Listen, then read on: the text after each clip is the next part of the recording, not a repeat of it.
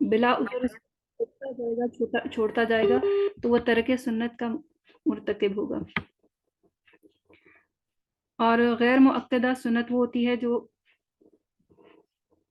اگر انسان چھوڑ بھی دے تو اس پہ گناہ نہیں ہوتا. اللہ کے رسول نے کبھی اس کو کیا اور کبھی اس کو چھوڑا.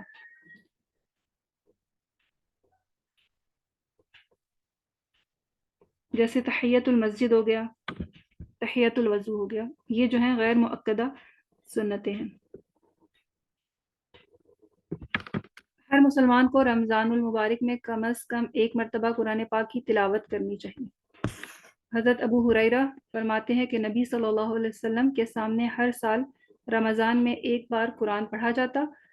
جس سال آپ صلی اللہ علیہ وسلم نے وفات پائی، آپ صلی اللہ علیہ وسلم کے سامنے 2 بار قرآن مجید ختم کیا گیا. اسی طرح ہر سال آپ 10 دن کا اعتکاف فرماتے، لیکن جس سال آپ نے وفات پائی اس سال 20 یوم کا اعتکاف فرمایا. اسے بخاری نے روایت کیا ہے. اچھا، اس میں تو ہمیں ایک پہلے یہ بات یہ پتہ چلتی ہے کہ اللہ کے رسول جو ہیں ہر سال رمضان میں قرآن کا دور کرتے، قرآن ختم کرتے. اور جس سال اللہ کے رسول کی وفات ہوئی اس سال اللہ کے رسول نے 2 بار قرآن مجید کا دور کیا.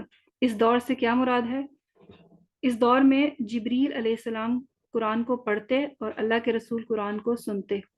پھر اللہ کے رسول قرآن کو پڑھتے اور جبریل علیہ السلام جو ہے وہ اللہ کے رسول کے قرآن کو سنتے. پھر اس کے بعد اس سے یہ بھی پتہ چلتا ہے کہ نبی صلی اللہ علیہ وسلم کا قرآن سے خصوصی لگاؤ تھا، غیر رمضان میں بھی اور رمضان میں اللہ کے رسول اس پہ زیادہ حریص ہوتے. اس سے یہ بھی پتہ چلتا ہے کہ نبی صلی اللہ علیہ وسلم قرآن کی حفاظت اور اس کی نگہداشت کا خصوصی اہتمام کرتے تھے. اسپیشلی لاسٹ جو رمضان تھا اس میں اللہ کے رسول نے 2 بار حضرت جبریل علیہ السلام کے ساتھ قرآن کا دور کیا، تاکہ کوئی بھی کمی پیشی لینے میں رہ گئی ہے. جبریل علیہ السلام ان کے استاد تھے، ان کو قرآن سکھاتے تھے، تو کوئی بھی کمی پیشی رہ گئی ہے تو وہ پوری ہو جائے. تو آخری سال اللہ کے رسول نے 2 بار قرآن ختم کیا، قرآن کا دور کیا، اور 20 دن جو ہے اعتکاف کیا. تو کوشش کرنی چاہیے کہ کم از کم ایک بار انسان جو ہے قرآن کو ختم کر لے، تلاوت کمپلیٹ کر لے رمضان میں. اعتکاف کے لیے فجر کی نماز کے بعد اعتکاف کی جگہ بیٹھنا مسنون ہے. یعنی اعتکاف کب شروع ہوگا؟ فجر کی نماز کے بعد. حضرت عائشہ فرماتی ہیں کہ رسول اللہ صلی اللہ علیہ وسلم جب اعتکاف بیٹھنے کا ارادہ فرماتے تو فجر کی نماز پڑھ کر معتکف میں داخل ہوتے، یعنی اعتکاف کی جگہ میں داخل ہوتے. 20ویں روزے جب ختم ہوگا، مغرب کے بعد 21واں روزہ شروع ہو جائے گا، تو 21ویں روزے کی فجر کے بعد اعتکاف میں بیٹھنا ہے.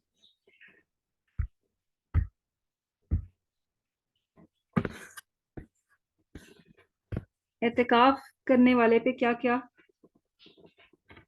پابندیاں ہیں؟ اعتکاف کرنے والے کی بیوی ملاقات کے لیے آ سکتی ہے، اور اعتکاف کرنے والا بیوی کو گھر تک چھوڑنے کے لیے مسجد سے باہر آ سکتا ہے. حضرت صفیہ رضی اللہ عنہا، یہ اللہ کے رسول کی زوجہ ہیں، یہ فرماتی ہیں کہ رسول اللہ صلی اللہ علیہ وسلم اعتکاف میں تھے. میں رات کو نبی اکرم صلی اللہ علیہ وسلم سے ملنے آئی اور باتیں کرتی رہی. واپس جانے کے لیے اٹھی تو نبی اکرم صلی اللہ علیہ وسلم مجھے چھوڑنے کے لیے اٹھ کر کھڑے ہو گئے. اسے بخاری اور مسلم نے روایت کیا ہے. اس سے پتہ چلتا ہے کہ اعتکاف کرنے والا ضرورتاً دوسرے لوگوں سے مل سکتا ہے اور ضروری بات چیت بھی کر سکتا ہے. اس کے علاوہ معتکف کی بیوی، یعنی جس شخص نے اعتکاف کیا ہے، اس کی بیوی اس سے ملنے کے لیے، اس سے ملاقات کرنے کے لیے مسجد میں آ سکتی ہے، اور جو باتیں کرنی ہیں وہ ضروری بات چیت ہو. پھر اس کے بعد مردوں کو اعتکاف مسجد میں کرنا چاہیے. مسجد سے مراد ہے جامع مسجد، جہاں پہ جمعہ کا اہتمام ہوتا ہے. مرد اور عورتوں دونوں کے لیے جو چیز ہے کہ وہ مسجد میں اعتکاف کریں گے، گھر میں جو اعتکاف اگر کوئی کرے گا تو وہ مسنون اعتکاف نہیں ہوگا، اور بعض علماء کے نزدیک جو گھر میں اعتکاف کیا جائے گا، اگر کوئی عورت گھر میں اعتکاف کرتی ہے تو وہ بدعت شمار ہوگا۔ تو جو مسنون اعتکاف ہے سنت کے طریقے کے مطابق وہ مسجد میں ہوگا۔ رمضان میں اعتکاف کے لیے روزہ رکھنا ضروری ہے، یعنی جو روزہ رکھے گا تو اعتکاف کر سکے گا۔ حالت اعتکاف میں بیمار پرسی کے لیے جانا، نماز جنازہ میں شریک ہونا، بیوی سے مجامعت کرنا، بشری تقاضوں کے بغیر اعتکاف کی جگہ سے باہر جانا منع ہے۔ اس کو ہم آگے دیکھتے ہیں۔ حدیث میں حضرت عائشہ کی حدیث ہے کہ اعتکاف کرنے والے کے لیے سنت یہ ہے کہ وہ بیمار پرسی نہ کرے، اگر وہ اعتکاف میں ہے تو کسی کی بیمار پرسی کرنے نہ جائے، جنازے میں شریک نہ ہو۔ اگر مسجد میں ہی نماز جنازہ ہو رہی ہے تو وہاں پہ وہ نماز پڑھ سکتا ہے، لیکن کسی باہر دوسری جگہ پہ ہے تو پھر وہ نماز جنازہ میں شریک نہ ہوگا۔ بیوی کو نہ چھوئے اور نہ اس سے مجامعت کرے، یعنی جمع جو ہے وہ بھی نہیں جائز۔ اعتکاف کی جگہ سے ایسی ضروری کام یعنی قضاء حاجت، فرض غسل وغیرہ کے بغیر نہ نکلے۔ یعنی ایسا ہے کہ اگر اسے قضاء حاجت ہے یا اس نے فرض غسل کرنا ہے تو اس نے کسی اور جگہ جانا ہے تو اس کے لیے یہ نکل سکتا ہے، یعنی ان کاموں کے لیے جو بشری تقاضے ہیں ان کے لیے وہ نکل سکتا ہے، ان کے علاوہ وہ نہیں نکل سکتا۔ جس کے بغیر چارہ ہی نہ ہو۔ اعتکاف روزوں کے ساتھ ہی ہوتا ہے اور جامع مسجد میں ہوتا ہے، یعنی اعتکاف جو ہے معتکف جو ہے وہ روزہ رکھے گا اعتکاف کرنے کے لیے، اور یہ جامع مسجد میں ہوگا، وہ مسجد جس میں جمعہ کی نماز ہوتی ہے۔ عورتوں کو بھی اعتکاف کرنا چاہیے۔ یہاں سے ایک پیج میرے ہاتھ سے اسکپ ہو گیا، چلیں اس کو انشاءاللہ اٹیچ کر دیں گے۔ عورتوں کو بھی اعتکاف کرنا چاہیے۔ حضرت عائشہ سے روایت ہے کہ نبی صلی اللہ علیہ وسلم رمضان المبارک کے آخری عشرے یعنی 21 سے 30 رمضان المبارک تک اعتکاف فرمایا کرتے تھے، یہاں تک کہ آپ صلی اللہ علیہ وسلم نے وفات پائی۔ آپ صلی اللہ علیہ وسلم کے بعد آپ کی ازواج مطہرات نے اعتکاف کیا، اور وہ جو اعتکاف کرتے تھے اس کے لیے وہ مسجد النبوی میں خیمے لگاتے ہوتے تھے۔ ٹھیک ہے، تو عورتوں کا اعتکاف بھی مسجد میں ہوگا۔ پھر اس کے بعد اگر کسی کو اعتکاف کے لیے 10 دن میسر نہ آئیں تو جتنے دن میسر ہوں اتنے دنوں کا ہی اعتکاف کر لے، حتیٰ کہ ایک رات کا اعتکاف بھی درست ہے۔ بخاری کی روایت ہے کہ حضرت عبداللہ بن عمر رضی اللہ عنہ سے روایت ہے، رضی اللہ عنہما سے روایت ہے کہ حضرت عمر رضی اللہ نے نبی صلی اللہ علیہ وسلم سے پوچھا، میں نے زمانہ جاہلیت میں مسجد حرام میں ایک رات کا اعتکاف کرنے کی نظر مانی تھی۔ زمانہ جاہلیت سے مراد ہے اسلام سے پہلے۔ اسلام سے پہلے میں نے مسجد حرم میں ایک رات کا اعتکاف کرنے کی نظر مانی تھی، پوری کروں یا نہ کروں؟ تو آپ صلی اللہ علیہ وسلم نے فرمایا اپنی نظر پوری کرو۔ تو یہاں پہ جو ہے جو اعتکاف ہے وہ نظر کا اعتکاف ہے، تو نظر کو پورا کرنا جو ہے لازمی ہے، تو اسی لیے اللہ کے رسول نے ان کو فرمایا کہ اپنی نظر پوری کرو۔ یہ جو ہے واجب کے درجے میں اعتکاف آئے گا، جو انہوں نے جس کی نظر مانی تھی۔ نبی صلی اللہ علیہ وسلم اور ازواج کے لیے مسجد نبی میں خیمہ لگایا جاتا، یعنی جب انہوں نے اعتکاف کرنا ہوتا تو مسجد النبی میں خیمہ لگایا جاتا، اور نبی صلی اللہ علیہ وسلم لوگوں سے علیحدہ اس خیمے میں رہتے، یعنی لوگوں سے علیحدگی اختیار کرتے تاکہ یکسو ہو کے عبادت کر سکیں۔ پھر حضرت عائشہ فرماتی ہیں کہ نبی صلی اللہ علیہ وسلم اعتکاف میں ہوتے تو میری طرف حجرے میں میرے سر کرتے تو میں آپ کا سر دھوتی اور کنگا کرتی۔ ٹھیک ہے، اس سے پتہ چلتا ہے کہ دوران اعتکاف انسان اپنی صفائی کا خیال رکھے۔ اللہ کے رسول جو تھے حضرت عائشہ کے حجرے میں داخل نہیں ہوتے تھے، مسجد سے نکل کر ان کی کھڑکی سے سر کرتے تھے، تو اللہ حضرت عائشہ جو تھی وہ ان کا سر دھوتی اور ان کو کنگا کرتی۔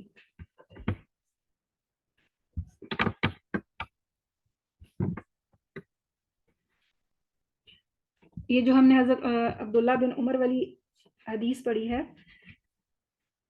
کہ حضرت عمر نے پوچھا کہ میں نے زمانہ جاہلیت میں ایک رات کا اعتکاف کرنے کی نظر مانی تھی. اس سے یہ پتہ چلتا ہے کہ ایک رات کا بھی اعتکاف ہو سکتا ہے. جس کو جتنے دن میسر آئیں تو وہ اتنے دن کا اعتکاف کر سکتا ہے. جی یہاں تک ہمارا ٹاپک کمپلیٹ ہو گیا. اگر آپ میں سے کسی کا کوئی سوال ہے تو پوچھ لیں. میم ہماری سائڈ تو یہاں عورتیں مسجد میں نہیں جاتی ہیں، مطلب کہ ایسے گھر میں نہیں ہو سکتا ہے اعتکاف عورتوں کا؟ مسنون جو اعتکاف ہوگا نا وہ مسنون وہ مسجد میں ہوگا. میم یہاں تو ہوتا ہی نہیں ہے سب کچھ، یہاں تو گھر میں ہی بیٹھتے ہیں سب، چھوٹا سا گاؤں ہے ہمارا، اور مسجد میں لے کے بھی نہیں جا سکتا ہے یہاں کوئی. تو پھر مطلب پھر نہ بیٹھے اگر نہیں ایسا کوئی سہولت نہیں ہے، کیونکہ اگر مسنون اعتکاف کرنا ہے تو مسجد میں ہی ہوگا. ٹھیک ہے میں آپ کو دیکھ کے مزید بتا دیتی ہوں، لیکن یہ اس کے لیے شرط ہے کہ یہ مسجد میں ہوگا، چاہے خواتین کریں چاہے مرد کریں. ٹھیک ہے. Okay ma'am.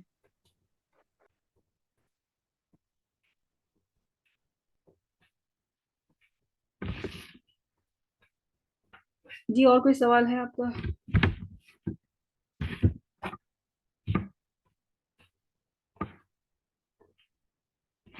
اچھا جی اب ہمارا نیو ٹاپک ہے وہ ہے شہر القیام. رمضان شہر القیام، رمضان جو ہے وہ قیام کا مہینہ ہے.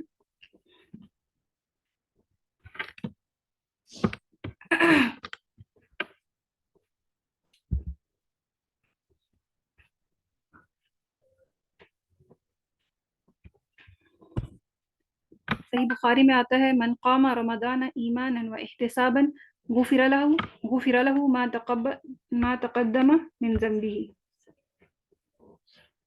کہ جس نے ایمان کے ساتھ اور ثواب کی نیت سے رمضان کی راتوں میں قیام کیا اس کے گزشتہ گناہ معاف کر دیے جائیں گے. اعتکاف قیام کے لیے شرط کیا ہے؟ ایمان کے ساتھ اور ثواب کی نیت سے. جس نے رمضان کی راتوں میں قیام کیا اس کے گزشتہ گناہ معاف کر دیے جائیں گے. ثواب کی نیت سے احتساباً میں یہ بھی آتا ہے کہ اپنے احتساب کے ساتھ اپنا محاسبہ کرتا رہا کہ میرا ایمان اوپر جا رہا ہے یا نیچے جا رہا ہے، میرے نیک اعمال بڑھ رہے ہیں یا کم ہو رہے ہیں. اپنے ہر دن ہر لمحے کا اس نے محاسبہ کیا. تو جس نے ایمان کے ساتھ اور محاسبے کے ساتھ رمضان کے راتوں میں قیام کیا اس کے گزشتہ گناہ معاف ہو جائیں گے. اللہ کے نیک بندے ہمیشہ رات کی عبادت کا اہتمام کرتے ہیں.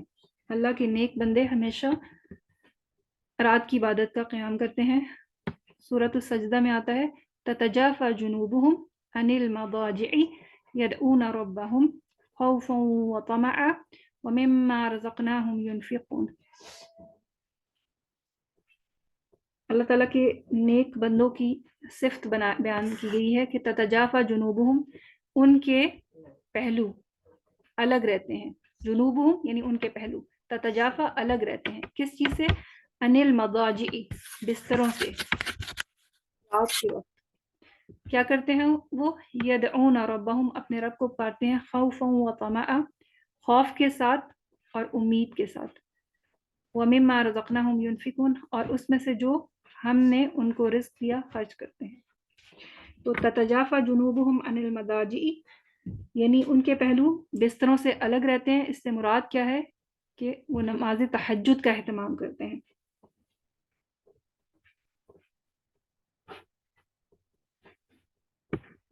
وہ نماز تہجد کا اہتمام کرتے ہیں.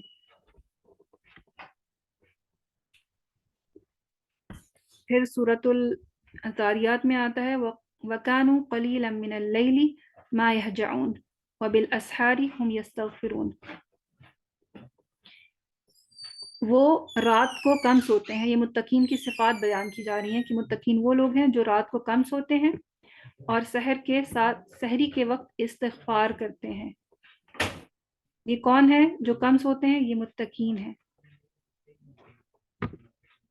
صحیح مسلم ہے کہ افضل الصلاۃ بعد الصلاۃ الفریضۃ صلاۃ اللیل، نماز فرض نماز کے بعد افضل ترین نماز جو ہے وہ رات کی نماز ہے. افضل ترین جو نماز ہے وہ رات کی نماز ہے. अलैकुम बिक़ियामिल लैल, अल्लाह के रसूल ने फरमाया तुम अपने ऊपर रात का क़याम लाजिम पकड़ लो, लाजिम कर लो। फ़इन्नहु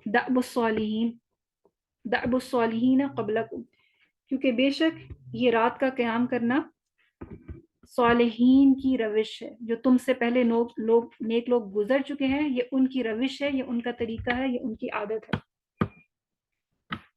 वहुव क़ुर्बतुल लकुम इला रब्बिकुम, और बेशक ये यानी रात की नमाज जो है अल्लाह ताला के करीब करने वाली है, तुम्हें तुम्हारे रब के करीब करने वाली है। व मुकफ्फिरतुल लिस्सय्यिआति, और गुनाहों को मिटाने का जरिया है रात की नमाज। व मिनहतुन अनिल इस्मी, और गुनाहों से बचाने का सबब है। तो इस हदीस में अल्लाह के रसूल ने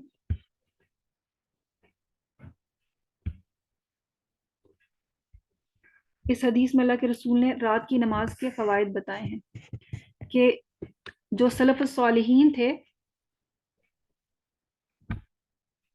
उनकी ये आदत थी रात की नमाज, और इसके अलावा ये अल्लाह ताला के करीब करती है हमें रात की नमाज। फिर इसके बाद ये गुनाहों को मिटा देती है, फिर इसके अलावा ये गुनाहों से इंसान को बचाती है। इसके इतने फ़वाइद हैं। अच्छा, अब देखते हैं रात की नमाज से मुराद क्या है। रात की नमाज से क्या मुराद है?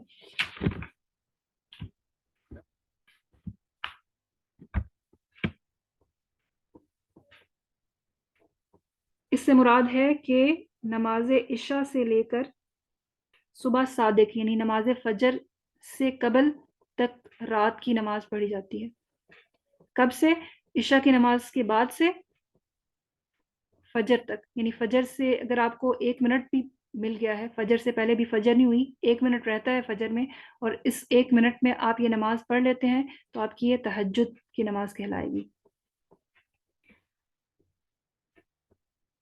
फजर इशा से लेके फजर तक जो वक्त है उसको 3 हिस्सों में तकसीम किया जाता है। इब्तदाई रात जो इशा के बाद है, निस्फ शब जो आधी रात है, और इसके बाद आखिरी शब। आखिरी शब जो है ये इसका वक्त फजर से पहले पहले है, यानी 1 मिनट भी अगर मिल गया है तो फिर उसमें ये आखिरी शब कंसिडर होगी। अल्लाह के रसूल जो है वो नफल नमाज जो है या तहज्जुद की नमाज जो है या क़ियामुल लैल जो है उसको अल्लाह के रसूल ने इब्तदाई शब में भी किया, यानी इशा के बाद भी किया, आधी रात के को भी किया, और फजर से पहले पहले भी किया। अल्लाह के रसूल ने इन तीनों औकात में रात की नमाज पढ़ी। हमें इन तीनों में से जो भी आसानी लगती है हम उसमें पढ़ लें।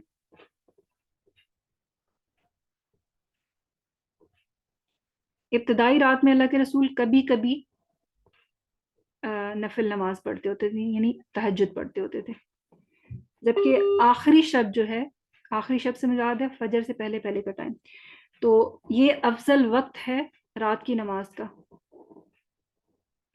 नबी सल्लल्लाहु अलैहि वसल्लम ने अपनी आखिरी उम्र में इसी टाइम ज़्यादा क़याम किया, यानी इसी टाइम आखिरी शब में ज़्यादा उन्होंने नवाफिल पढ़े और क़याम किया। अब हमारे पास 2-3 टर्मिनोलॉजीज़ हैं, एक है तरावीह, एक है क़ियामुल लैल, और एक है तहज्जुद। तो ये तीनों जो है रात की ही नमाजें हैं। ये तीनों एक ही नमाज के नाम है, बस औकात का डिफरेंस है। अगर हम फजर इशा के बाद पढ़ते हैं तो ये तरावी कहलाएगी, अगर हम इसको आधी रात में पढ़ते हैं तो ये क़ियामुल लैल कहलाएगा, और अगर हम इसको फजर से पहले पढ़ते हैं तो ये तहज्जुद कहलाएगा। ठीक है, तो तीनों औकात में जब भी आसानी हो इस नमाज को पढ़ लिया जाए। और तहज्जुद की नमाज के लिए सोना शर्त नहीं है, ऐसा नहीं है कि आप सो के उठेंगे तभी तहज्जुद की आप नमाज पढ़ सकते हैं। आप जाग रहे हैं सारी रात और फजर का टाइम होने वाला है तो उससे पहले आप तहज्जुद पढ़ेंगे तो ये तहज्जुद के आपके लिए तहज्जुद का अजर लिखा जाएगा, लेकिन इसके लिए सोना शर्त नहीं है। हाँ, इस लिहाज से थोड़ा सा फर्क है कि एक बंदा जो है अपने आप को जबरदस्ती उठाता है इस नमाज के लिए, اس کو مشکل لگ رہا ہے لیکن پھر بھی وہ اپنے آپ کو اٹھاتا ہے، تو اس نے جو ہے جوہد کیا ہے، اس میں اپنے نفس پہ جو ہے اس نے جوہد کیا ہے، کوشش کی ہے، تو اس کو اس کا ثواب زیادہ ملے گا۔ جس دقت سے ہم کسی عبادت کو کرتے ہیں نا اور اس کو کرنے میں کامیاب ہو جاتے ہیں تو اس کا اجر بھی بہت زیادہ ہے۔ اچھا، اللہ کے رسول نے نماز تہجد کی زیادہ سے زیادہ 11 رکعت پڑھی ہیں، زیادہ سے زیادہ 11 رکعت پڑھی ہیں، رمضان میں بھی اور غیر رمضان میں بھی۔ اللہ کے رسول نے نماز تہجد کی زیادہ سے زیادہ 11 رکعت پڑھی ہیں، رمضان میں بھی اور غیر رمضان میں بھی۔ 11 رکعت سے زیادہ نہیں پڑھی، کبھی 7 بھی پڑھتے تھے اور کبھی 9 بھی پڑھتے ہوتے تھے، لیکن زیادہ تر جو ان کا معمول تھا وہ 11 رکعت پڑھتے تھے۔ 11 رکعت سے کیا مراد ہے؟ یعنی اس میں 8 رکعت جو ہے نفل ہے، دو دو دو دو کر کے نفل نماز، اور باقی جو 3 ہے وہ وتر کی نماز ہے۔ تو یہ اس کا بیک اپ تھا۔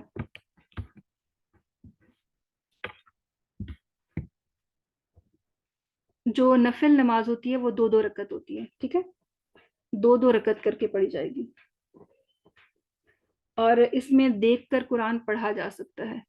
نفل نماز میں یا قیام اللیل میں یا تراویح میں دیکھ کے قرآن مجید پڑھا جا سکتا ہے، اور اس کی جو دلیل ہے وہ بخاری کی روایت ہے 692، اس میں حضرت عائشہ کا جو غلام تھا وہ دیکھ کر ان کو نماز پڑھایا کرتا تھا، قرآن مجید کو دیکھ کر، مصحف سے دیکھ کر نماز پڑھایا کرتا تھا۔ اچھا، اس رات کی نماز کے بارے میں ایک بہت اہم بات کہ ایک اسکالر ہیں، وہ کہتے ہیں کہ میں نے اس چیز کو بہت سرچ کیا کہ کیا سلف الصالحین میں کوئی ایسا بندہ تھا جو طالب علم ہو، یعنی جو علم حاصل کر رہا ہو اور اس نے رات کی نماز نہ پڑھی ہو۔ تو کہتے ہیں کہ مجھے کوئی ایک شخص بھی ایسا نہ ملا جو طالب علم ہو اور وہ رات کی نماز چھوڑتا ہو۔ تو جو شخص طالب علم ہے اس کو چاہیے کہ اس نماز کو لازمی پڑھے، اپنی عادت میں شامل کرے، کہ سلف الصالحین میں کوئی ایسا بندہ تھا ہی نہیں جو طالب علم ہو اور اس نے رات کی نماز چھوڑی ہو، کیونکہ یہ انسان کو اللہ تعالیٰ سے انسان کا تعلق پیدا کرتی ہے۔ آپ نالج لے رہے ہیں لیکن آپ اس کی روح نہیں ہے، کوئی آپ کا اللہ تعالیٰ سے تعلق نہیں ہے، تو پھر اس نالج کا کوئی فائدہ نہیں ہے۔ جب ہم نالج لے رہے ہیں تو ضروری طور پہ ہمارا اللہ تعالیٰ سے تعلق بھی بننا چاہیے۔ تو تعلق کیسے بنے گا؟ وَهُوَ قُرْبَةٌ لَكُمْ إِلَىٰ رَبِّكُمْ، کہ یہ نماز جو ہے یہ تمہیں اللہ تعالیٰ کے قریب کر دے گی۔ اچھا، اس کے علاوہ کتنی آیات کے ساتھ قیام کیا جائے؟ جتنی انسان کی استطاعت ہے اس کو دیکھ کے قرآن پڑھ لے، ٹھیک ہے۔ اور کچھ احادیث بھی اس میں آتی ہیں کہ جو شخص 10 آیات کے ساتھ قیام کرے گا تو اس کو غافلوں میں سے نہیں لکھا جائے گا۔ اگر سورہ ناس اور سورہ اخلاص کو ملا لینا تو یہ ان کی دونوں کی 11 آیات بنتی ہیں۔ تو اگر کوئی کسی کی روٹین بہت زیادہ ہیکٹک ہے تو وہ یہ 10 آیات پڑھ لے، یعنی پہلی رکعت میں سورۃ الناس پڑھ لے اور دوسری رکعت میں سورۃ الفلق، پہلی رکعت میں سورۃ الفلق پڑھ لے اور دوسری رکعت میں سورۃ الناس پڑھ لے، تو اس کا جو ہے یہ رات کا قیام ہو گیا اور اس کو غافلوں میں سے نہیں لکھا جائے گا۔ پھر اس کے بعد ایک اور حدیث میں 100 آیات کے ساتھ قیام کا بھی ذکر آتا ہے، ٹھیک ہے۔ تو 30 پارے سے آخری جو چند اگر صورتیں وہ پڑھ لی جائیں تو اس میں 100 آیات جو ہیں وہ پوری ہو جائیں گی۔ پھر اس کے بعد 1000 آیات کے ساتھ قیام کا بھی ذکر آتا ہے، تو اس میں 30 پارہ اور 29 پارہ، ان دونوں پارہ کی آیات کو ملا کے یہ 1000 آیتیں بن جاتی ہیں۔ اور اس شخص کا اجر یہ ہے کہ اللہ تعالیٰ اس کے لیے ایک خزانہ مقرر کر دیتا ہے، ایک خزانہ لکھ دیتا ہے۔ تو یہ چھوٹا سا عمل ہے لیکن اس کا اجر بہت زیادہ بڑا ہے۔ تو ہم اس چیز کو، تراویح تو ہم پڑھتے ہیں، کوشش کریں کہ اس کے علاوہ آخری عشرے میں ہم قیام اللیل بھی کریں، یا تہجد میں رکعت پڑھ سکتے ہیں تو ایکسٹرا اور پڑھیں۔ یہاں تک ہمارا ٹاپک کمپلیٹ ہو گیا، اگر آپ کو کوئی سوال ہے تو پوچھ لیں۔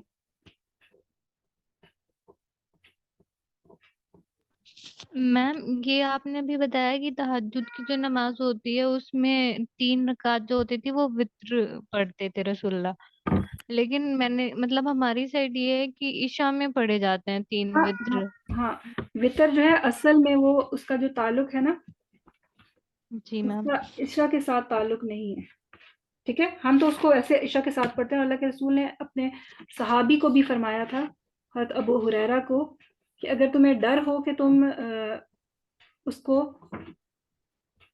اگر تمہیں یہ ڈر ہو کہ تمہاری جو ہے نیند کی وجہ سے وطر مس ہو جائے گا، تو تم اس کو عشاء کے ساتھ پڑھ لو. ٹھیک ہے، میں اس کو بھی ایک حدیث ڈھونڈتی ہوں پھر آپ کو بتاتی ہوں. Okay ma'am. اچھا، وطر قیام اللیل کا حصہ ہے، نماز عشاء کا حصہ نہیں ہے. ٹھیک ہے، ایکچولی اس کا تعلق جو ہے قیام اللیل سے ہے اور نماز عشاء کا حصہ نہیں ہے. ہم اس کو نماز عشاء کے ساتھ ہی پڑھتے ہیں. تو اس میں اللہ کے رسول نے حضرت ابو ہریرہ کو یہ تاکید کی تھی کہ اگر تمہیں یہ ڈر ہو کہ تمہارے سونے کی وجہ سے تمہاری یہ وطر جو ہے یہ مس ہو جائے گا، تو اس کو تم عشاء کے ساتھ پڑھ لو. ٹھیک ہے، کیونکہ بعض لوگ ایسے ہوتے ہیں جن کی روٹین بہت ہیکٹک ہوتی ہے، اور ابو ہریرہ جو تھے وہ علم حاصل کرنے والے انسان تھے. انہوں نے اپنے آپ کو مسجد نبوی میں، وہ اصحاب صفا میں سے تھے، وہ علم حاصل کرتے تھے. اللہ کے رسول نے اسی لحاظ سے ان کو یہ تاکید کی. اللہ تعالیٰ نے تمہارے لیے نماز وطر کا وقت نماز عشاء سے نماز طلوع فجر تک مقرر کر دیا ہے. ٹھیک ہے، وطر کا ٹائم کیا ہے؟ عشاء کے ساتھ بھی پڑھا جا سکتا ہے، اور اس کے بعد درمیانی رات میں بھی پڑھا جا سکتا ہے، اور فجر سے پہلے پہلے بھی پڑھا جا سکتا ہے. ٹھیک ہے، اوکے میم. وطر عشاء کے بعد سے فجر تک کسی وقت بھی ادا کی جا سکتی ہے. حضرت عائشہ فرماتی ہیں کہ رسول اللہ صلی اللہ علیہ وسلم نے رات کے ہر حصے میں وطر پڑھے، اور اخیر میں آپ کا وطر پڑھنا صبح کے قریب پہنچا. یعنی آخری جو وطر ہے، آخری ٹائم جو وطر ہے وہ فجر سے پہلے پہلے ہوگا. ایسا نہ ہو کہ فجر کی اذان ہو تو پھر آپ پڑھنے ہو.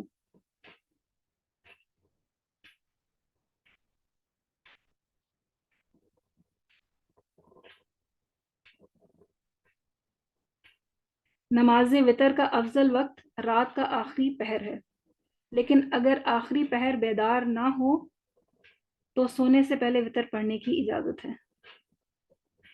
حدیث میں آتا ہے کہ صحیح مسلم کی حدیث ہے کہ جسے رات کے آخری حصے میں بیدار ہونے کی امید نہ ہو، بیدار ہونا مطلب جاگنا، جس کو ایسا لگتا ہے کہ میں جاگ نہیں سکوں گا، وہ پہلے حصے میں وطر پڑھ لے، یعنی عشاء کے ساتھ پڑھ کر سوئے. اور جسے لالچ ہو کہ وہ رات کے آخری حصے میں قیام کرے، تو وہ رات کے آخری حصے میں وطر پڑھ. جس کا یہ ارادہ ہے کہ میں تہجد پڑھوں گا یا رات کی نفل نماز پڑھوں گا، یعنی فجر سے پہلے پہلے، تو پھر وہ بے شک وطر کو ڈیلے کر دے، اس شرط کے ساتھ کہ یہ نہ ہو وہ سو جائے اور اس کا وطر بھی جاتا رہے. اچھا، جسے یہ لالچ ہو کہ وہ رات کے آخری حصے میں قیام کرے، تو وہ رات کے آخری حصے میں وطر پڑھ لے. یعنی آخری جو نماز ہونی چاہیے نا، وہ وطر ہونی چاہیے، وطر سے پہلے نوافل پڑھنے چاہیے، کیونکہ رات کے آخری حصے کی نماز میں فرشتے حاضر ہوتے ہیں. تہجد پڑھنے والوں کو وطر سب سے آخر میں پڑھنا چاہیے، کیونکہ اللہ کے رسول نے فرمایا وطر نماز تہجد کے آخر پر پڑھو. یہ بخاری کی روایت ہے. کسی مجبوری کی وجہ سے وطر رہ جائے تو نماز فجر سے پہلے وطر پڑھے جا سکتے ہیں. چلیں جی، یہاں تک ہمارا سیشن کمپلیٹ ہو گیا. اگر کوئی بات ہے تو پوچھیں.